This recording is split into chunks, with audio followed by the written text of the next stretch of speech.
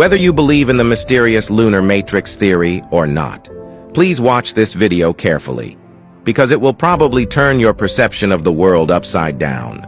In 2001, British author David Icke, after studying the position of the moon in relation to its volume through math and geometry, came to an alarming conclusion: that the moon is actually a transmitter called the lunar matrix, which is a 12-machine device that was put together by a higher civilization.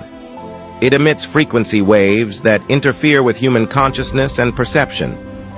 And we are the poor prisoners imprisoned in the 3D Earth and restricted in our cognitive leaps. The purpose is to prevent us from discovering the truth about this world. At the same time, David Icke has proposed some strange phenomena that cannot be explained by astronomy at all. At this point, you realize that the existence of the moon is not as simple as we thought. First of all, when a total solar eclipse occurs, how is it that the moon, which is so different in size from the sun, can block the sun perfectly?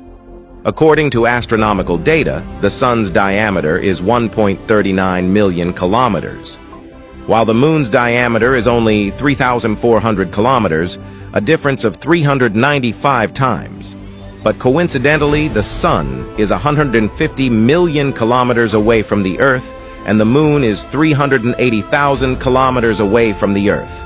And the difference between the two is exactly 395 times, which means that the size of the moon seems to have been precisely calculated. And the precise control of the distance between the Earth and the moon is even more frightening. Not only that, although the moon is rotating and revolving, but what's amazing is that both the moon's rotation period and its revolution period are 27.3 days. And under the effect of tidal locking, the moon's side is always facing the Earth. So we on Earth can never see the moon in its entirety, and tidal locking not only affects the Earth's tilt and rotation, it also affects the tidal behavior of the oceans. And our bodies are 70% made of water. Does this mean that the moon is also directly affecting human behavior? And finally, the most incomprehensible of all, the Lowe's limit distance. It's the limit distance at which a small mass object approaching a large mass object will be torn apart by the tidal forces and eventually disintegrate, and it's the celestial cordon sanitaire. Once below this distance, smaller objects are pulled apart by the planet's tidal forces and become planetary rings.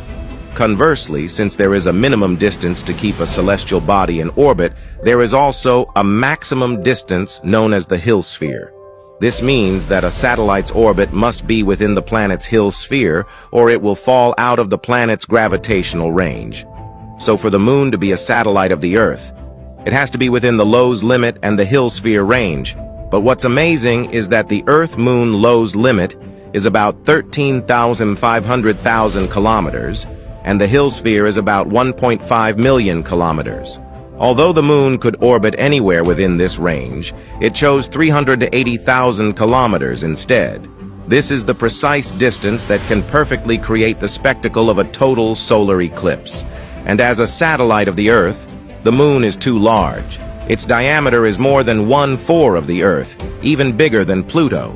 And the largest moon in the solar system, Ganymede, is only 1/27th the diameter of Jupiter. That's why many people believe that the moon was deliberately placed around the Earth. According to David Icke's lunar matrix theory, that our universe is a complex dimensional space, and humans are limited by their cognitive abilities. We can only see 3 dimensions of the universe. In fact, higher beings have always been around us. The hallucinations, visions, and even paranormal phenomena that we experience in our lives are actually things that happen in higher dimensions.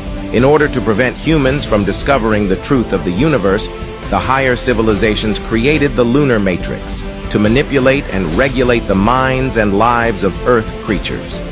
They can even seal the pineal gland, which is considered as the third eye of human beings, so that we can't use our 6th sense to perceive the world. As astronomer Robin Britt once said, it's far easier to explain the moon's non-existence. It was also because the moon was just the right size and distance away that created the conditions for life on Earth. and thus the birth of human civilization. But if we think about it in a different way, can we really be sure that there were no other higher civilizations on Earth before humans appeared?